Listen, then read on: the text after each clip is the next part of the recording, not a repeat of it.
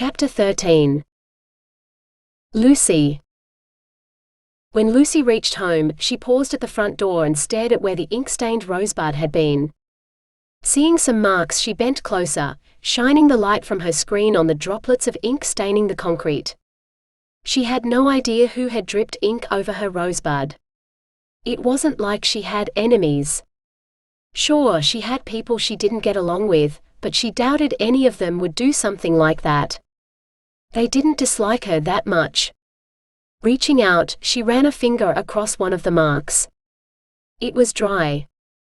She guessed she better try and clean them off tomorrow so she didn't have to answer awkward questions from her parents when they returned Sunday. Rising to her feet, she unlocked the door and went inside. The house was as silent as it had been earlier. Why wasn't it more fun than this to have the house to herself? Maybe if she'd had a friend over it would have been different. Sighing, she locked the door, turned off the outside light and headed for her room. Everything was exactly as she'd left it. The window was half closed, the last of her roses were in the vase and the waste paper bin was empty. But it didn't feel the same. Something felt different. She just didn't know what. Spying a petal on the floor, she walked over and picked it up, rubbing the waxy object between her fingers. Obviously she hadn't placed the petals in the bin as carefully as she'd thought. Another glance around the room showed everything looked normal. Throwing the petal out, she turned away from her desk and got ready for bed. She couldn't fall asleep. Every sound had her straining her ears to figure out what it was. She kept telling herself to stop being ridiculous. It wasn't like she was a little kid. She heard another sound. Was that breathing? Sitting up, she reached out and turned on the bedside lamp. Squinting at the sudden light, she scanned the bedroom. Nothing. There was only her imagination. She was almost glad Leah wasn't home. Her sister would have been laughing at how jumpy she was, but then again, she probably wouldn't have been so jumpy if her sister had been here. Leaving the light on, she rolled over and tried to get back to sleep. It was impossible. The room was far too bright. Dragging herself out of bed, she opened her door and turned on the hall light. About to return to her room, she saw a white rose petal on the floor. Maybe she needed a better bin. Hers was obviously useless. Picking the petal up, she stared at it. There was a single drop of red ink in the middle of the petal.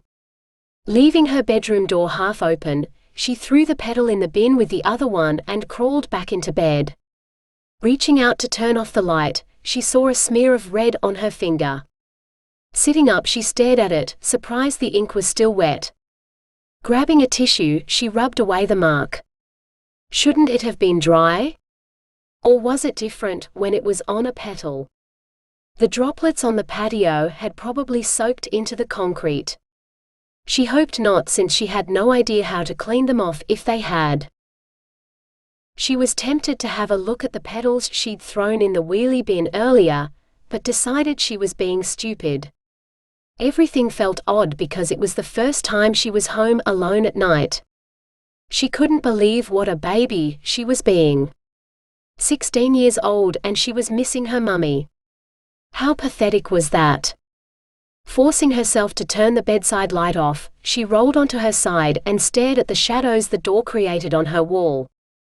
It took ages, but eventually she fell asleep to be woken by her phone ringing, her room filled with daylight. Sitting up properly, she tried to focus on the display of her phone. It took her several seconds to realize it was Tanner. Morning.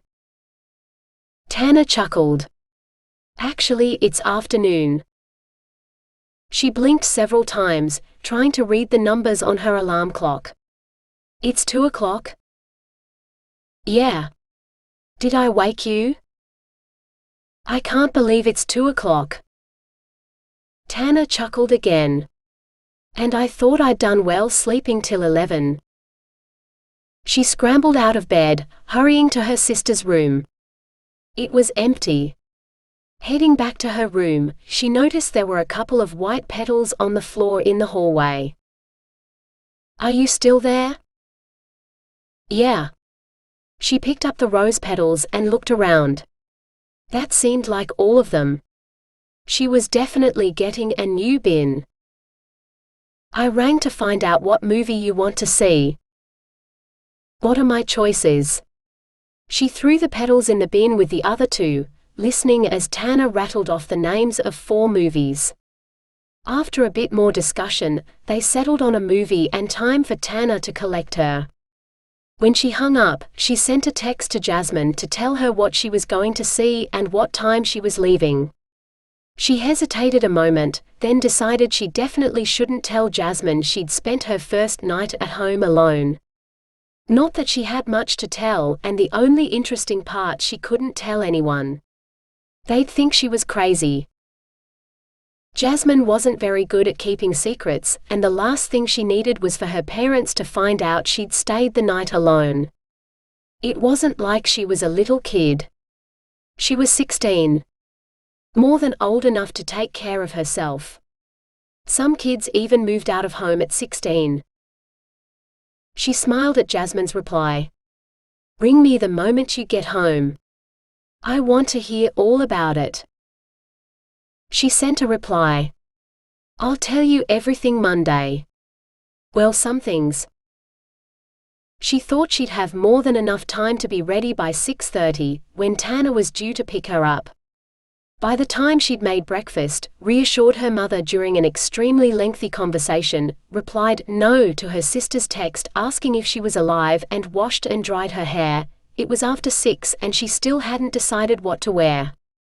Her sister had also said she was staying another night at Justin's place. That was perfectly okay with her. Now it didn't matter what time she got home. Standing in the doorway of Leah's room, she considered wearing her dress, but it wasn't suitable for the movies. It was more of a party kind of dress. Returning to her own room, she pulled out clothes, spreading them over her bed. She alternated between shorts, a dress and jeans, finally settling on a colorful dress with thin straps and a flowing skirt. Bundling up the rest of her clothes, she dumped them in the bottom of the wardrobe. She'd nearly finished applying her makeup when she heard a knock at the front door. Taking a deep breath, she surveyed herself in the mirror. That had to be Tana. She wasn't sure if she was ready. Maybe she should have put on jeans. After another deep breath, she headed for the front door.